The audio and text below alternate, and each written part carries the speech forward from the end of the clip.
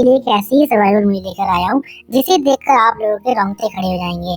इस मूवी में ऐसा क्या है जिस वजह से इस मूवी के लीड एक्टर लियोनार्डो डिकैप्रियो को बेस्ट एक्टर का ऑस्कर अवार्ड मिला था, ये जानने के लिए हम इस वीडियो को स्टार्ट करते हैं। मूवी स्टार्ट होती है जंगल से, जहां हम देखते हैं कि एक अमेरिकन हंटर जिसका नाम ह्यूज ग्लास होता है, वो अपने बेटे के साथ जंगल में शिकार कर रहा होता है। ये समय सन 1823 के आसपास का होता है। ह्यूज एक ग्रुप के साथ काम करता है जिनको ट्रैपर्स कहा जाता है। दरअसल ये लोग जंगली जानवरों को मारकर उनकी खाल को बेचते हैं। अब जब ये लोग यहाँ से शिकार कर वापस जा रहे होते हैं तो तभी इनके ग्रुप पर आदिवासियों का हमला हो जाता है। आदिवासियों ने इन पर इसलिए हमला किया होता है क्योंकि आदिवासियों का जो सरदार होता है उसकी बेटी किडनैप हो चुकी होती है, इसलिए वो गुस्से में आकर बाकी सभी ग्रुप्स पर हमला कर देता है। लेकिन सच्चाई ये होती है कि इन्होंने उसकी बेटी को किडनैप नहीं किया है। अब यहाँ ह्यूज ग्लास के ग्रुप के कई लोग मारे जाते हैं और ह्यूज अपने बेटे हॉक को लेकर यहाँ से भाग जाता है। इसके साथ कई और भी लोग होते हैं जिनमें इनके ग्रुप का कैप्टन एंड्रयू हेनरी भी होता है। ये लोग नाव में बैठकर पानी वाले रास्ते से आगे बढ़ते हैं।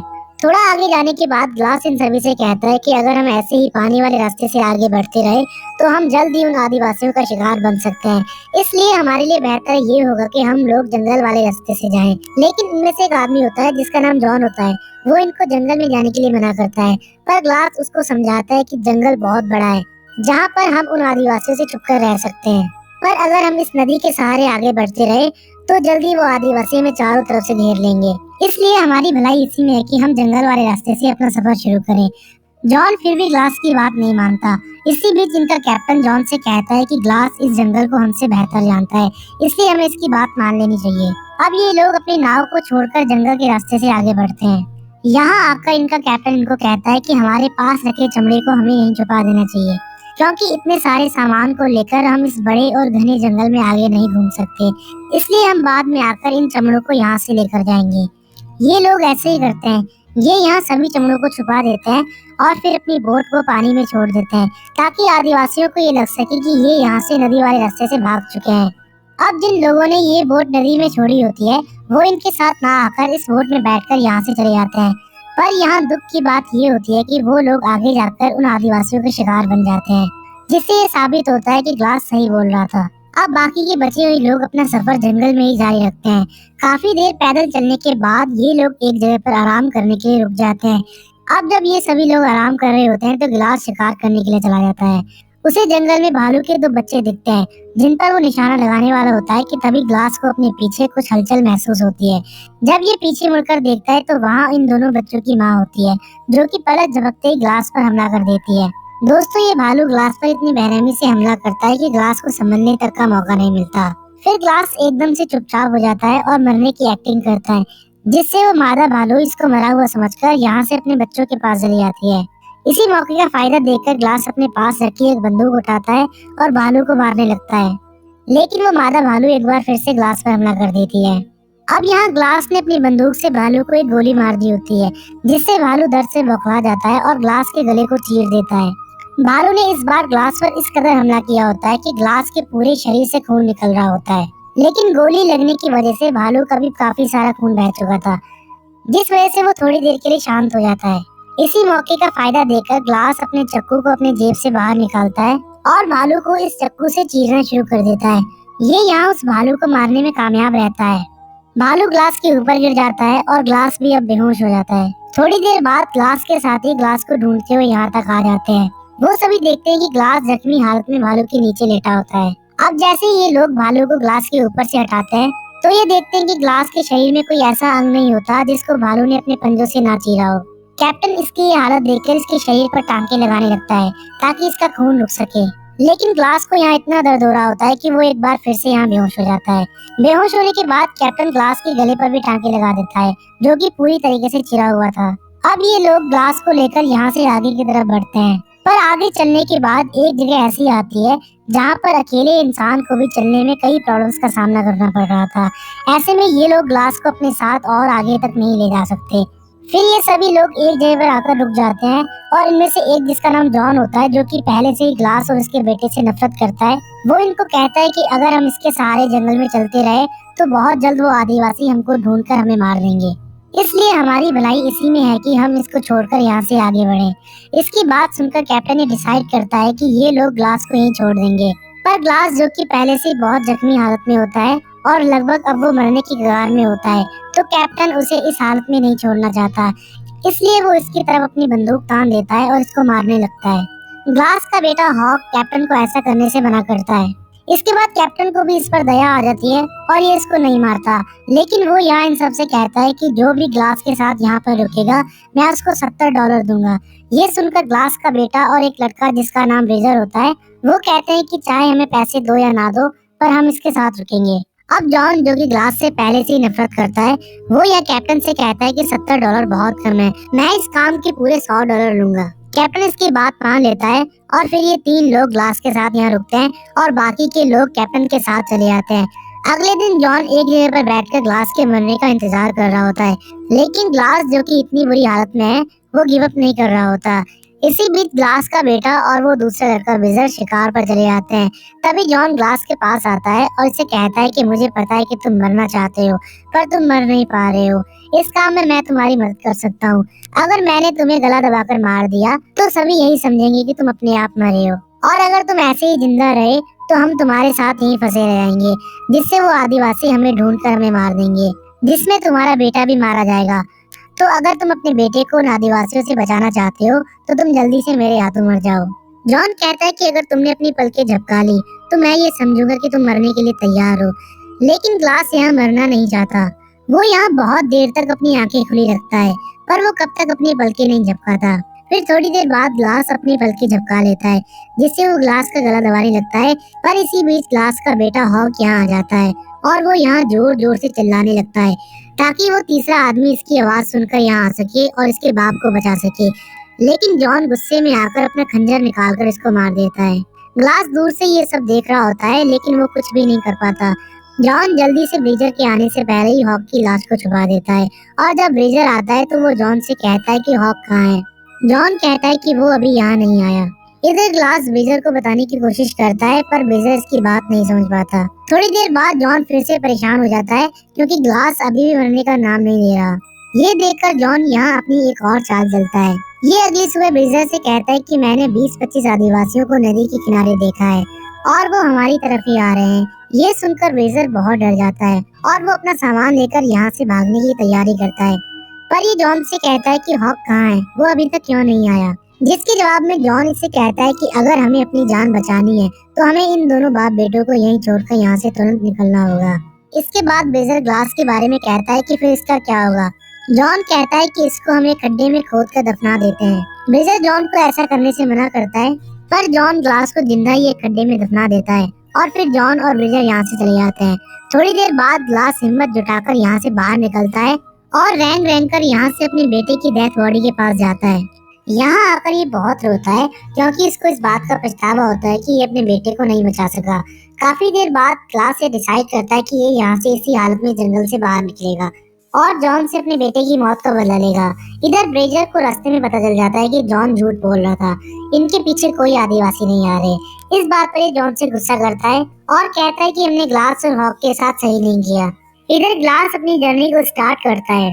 वो यहाँ से किसी भी हालत में बाहर निकलना चाहता है, इसलिए ये अपने बेटे को यहीं छोड़कर यहाँ से रेंगता हुआ आगे बढ़ता है। दोस्तों, अब ग्लास का असली इम्तिहान शुरू होता है। ये रेंगता हुआ नदी के किनारे तक पहुँचता है। यहाँ आकर ये अपनी बोतल में पानी भरकर पीने लगता है, लेकिन जैसे ये पानी पीता है तो सारा पानी इसके गले से बाहर निकल जाता है, क्योंकि भालू ने इसके गले को चीर दिया था, जिस वजह से वो सारा पानी इसके गले से बाहर निकल आता है। अब इसको लगता है कि अगर इसने अपने गले का जख्म नहीं भरा तो ये कुछ भी खा नहीं सकेगा, इसलिए इसको यहाँ एक आइडिया आता है। इसके पास थोड़ा सा बारूद होता है, जिससे ये आग जलाता है और उस आग को ये अपने गले पर लगाता है, जिससे इसकी गले की स्किन आपस में चिपक जाती है। पर इसको ऐसा करने में इतना दर्द होता है कि वो दर्द इसके बर्दाश्त से बाहर होता है। इधर हम देखते हैं कि कैप्टन और बाकी के बचे हुए लोग फोर्ट के पास पहुंच जाते हैं और इस तरफ जॉन और ब्रेजर भी फोर्ट की तरफ बढ़ते रहते हैं। अब यहाँ ग्लास, जो पहले से ही काफी जख्मी होता है, उसे अपने सामने कुछ आदिवासी नजर आते हैं। वो आदिवासी भी इसको दूर से ही देखकर इस पे हमला करते हैं, लेकिन ग्लास, जो कि ठीक तरीके से चल भी नहीं पा रहा था, वो इन आदिवासियों से बचने के लिए नदी में कूद जाता है। नदी का पानी काफी ठंडा होता है, लेकिन ये उन आदिवासियों से बचकर अपनी जान बचा लेता है। अब अगले दिन जब ग्लास की आंख खुलती है तो ये देखता है कि इसके जख्म पहले से भी खराब हो चुके हैं और अब वो धीरे धीरे सड़ने लगे हैं। इसके बाद जब इसको यहाँ भूख लगती है तो ये एक मछली पकड़ता है जिसे एक कच्चा ही खाना शुरू कर देता है। फिर रात होती है और ये देखता है कि इससे थोड़ी दूर किसी ने आग जलाई है। ये देखकर ये धीरे धीरे उस तरफ चलकर जाता है।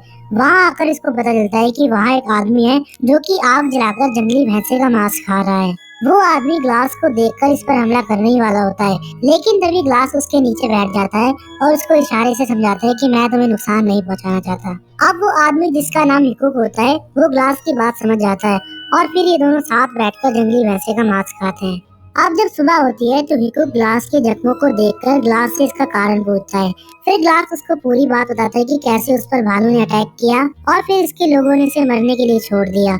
ये सुनकर हिकुक भी इसको अपनी स्टोरी बताता है कि कैसे उसने भी अपने लोगों को खो दिया। फिर ये दोनों यहाँ से एक घोड़े पर सवार होकर अपना आगे का सफर शुरू करते हैं। इधर जॉन और ब्रिजर फोर्ट तक आ जाते हैं, पर जॉन ब्रिजर से कहता है कि हमने जो भी किया उसके बारे में कैप्टन को नहीं पता चलना चाहिए, और अगर उनको पता चल गया तो वो हम दोनों को जान से मार देगा। अब ये दोनों कैप्टन के पास आते हैं और उनको पूरी बात बताते हैं कि ग्लास मर चुका है, जिसे हम दोनों ने जंगल में कहीं दफना दिया है, और उसका बेटा जंगल में कहीं गायब हो गया है, जिसका हम दोनों को पता नहीं चल सका। कैप्टन इनकी बात सुनकर इनको पैसे देता है, लेकिन ब्रिजर पैसे नहीं देता और यहाँ से उठकर चला जाता है। यहाँ कैप्टन को जॉन की बातों पर शक होता है कि वो झूठ बोल रहा है। इधर हम देखते हैं कि ग्लास घोड़े पर बेहोशी की हालत में होता है और तभी वहाँ बर्फीला तूफान आ जाता है। हिकुक इस तूफान से बचने के लिए रुक जाता है और तूफान थमने तक वो ग्लास के जख्मों को ठीक करने की कोशिश करता है। अगली सुबह जब तूफान शांत होता है तो ग्लास देखता है कि हिकुक वहाँ नहीं है। जब वो उसको अपने आसपास ढूंढता है तो वो देखता है कि हिकुक की बॉडी एक पेड़ के ऊपर लटकी हुई है। ग्लास बिल्कुल समझ नहीं पाता कि इसको किसने मारा, लेकिन तभी देखता है कि इससे काफी दूरी पर फ्रेंच शिकारी होते हैं, जिनके साथ उन आदिवासियों के सरदार की बेटी होती है, जिससे ग्लास समझ जाता है कि इन लोगों ने इस लड़के को किडनैप किया है। लेकिन वो आदिवासी समझते हैं कि हम अमेरिकन ने उनकी बेटी को किडनैप किया है। इसके बाद ग्लास यहाँ से निकलने की तैयारी करता है, लेकिन ग्लास देखता है कि उन सभी का लीडर उस लड़की का रेप करने के लिए उसे अपने साथ जबरदस्ती लेकर जा रहा था। ग्लास को इस बात से बहुत गुस्सा आता है और ये चुपके से पीछे से जाकर उसे अपने गन पॉइंट पर ले लेता है। ग्लास उस लड़की को वहीं रुकने के लिए कहता है और खुद घोड़ा लेने के लिए चला जाता है, ताकि वो इस लड़की को अपने साथ लेकर यहाँ से जा सके। पर उस लड़की को इस फ्रेंच शिकारी पर बहुत गुस्सा आता है, इसलिए वो ग्लास के आने से पहले ही अपने चाकू से इस आदमी का प्राइवेट पार्ट काट देती है, जिससे वो आदमी दर्द से जोर जोर से चिल्लाने लगता है। और फिर यहाँ जितने भी फ्रेंच शिकारी होते हैं वो उसकी आवाज सुनकर ग्लास का पीछा करने लग जाते हैं, पर ग्लास यहाँ से अपने घोड़े पर बैठकर भागने में कामयाब होता है। अगले दिन ग्लास एक जगह पर आराम कर रहा होता है कि तभी वो आदिवासी इस पर हमला कर देते हैं। ग्लास इन सब से बचने के लिए अपने घोड़े पर सवार होकर यहाँ से भाग जाता है। अब आगे जाकर ग्लास देखता है कि रास्ता खत्म हो चुका है और इसके सामने खाई होती है, पर ग्लास उसकी परवाह करे बिना अपने घोड़े समेत उसमें कूद जाता है। अब इतनी ऊंचाई से गिरने के बाद इसका घोड़ा मर जाता है, पर ग्लास पेड़ों के सहारे नीचे गिरा था और ये जिस जगह पर गिरा था वहाँ बर्फ की परत मोटी थी, जिस वजह से इसकी जान बच जाती है। अब ग्लास उन आदिवासियों से तो बच जाता है, लेकिन इसके सामने यहाँ एक और मुसीबत आ जाती है। ये देखता है कि यहाँ अब बर्फ का तूफान आने वाला है। जब ये वहाँ से उन आदिवासियों से बचकर भाग रहा था तो वो भालू की खाल जिसको ये अपने ऊपर लेकर सोता था वो वहीं रह गई है। इसलिए अब ये इस भयंकर ठंड से बचने के लिए इस घोड़े का सहारा लेता है। ग्लास इस मरे हुए घोड़े के पेट को चीरकर उसमें से सारी आंतों को बाहर निकालकर वो इस घोड़े के पेट के अंदर सो जाता है, ताकि ये इस भयंकर ठंड से खुद को बचा सके। ग्लास पूरी रात इस घोड़े के पेट में ही सोकर गुजारता है और जब अगले दिन तूफान शांत होता है तो ये यहाँ से बाहर निकलकर अपना आगे का सफर शुरू करता है। इधर फोर्ट में एक फ्रेंच शिकारी कैप्टन से मदद मांगने के लिए आता है। वो कैप्टन को बताता है कि हमारे कई साथी बर्फ में दबकर मर चुके हैं और कईयों को भेड़ियों ने मार दिया है।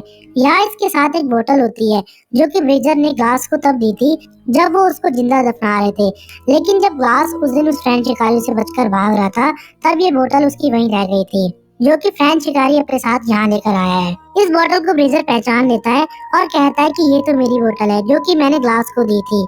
यहाँ ये सब सोचते हैं कि शायद हॉक अभी जिंदा है, इसलिए कैप्टन अपने साथियों के साथ हॉक को ढूंढने के लिए जंगल में चला जाता है, लेकिन जंगल में इनको हॉक नहीं बल्कि ग्लास मिल जाता है। ग्लास को जिंदा देखकर यहाँ मौजूद सभी लोग हैरान हो जाते हैं। फिर कैप्टन ग्लास से पूछता है कि तुम जिंदा कैसे हो, जिसके जवाब में कैप्टन उसको पूरी बात बताता है। ग्लास के मुंह से सच सुनने के बाद कैप्टन जॉन को अरेस्ट करने का ऑर्डर देता है।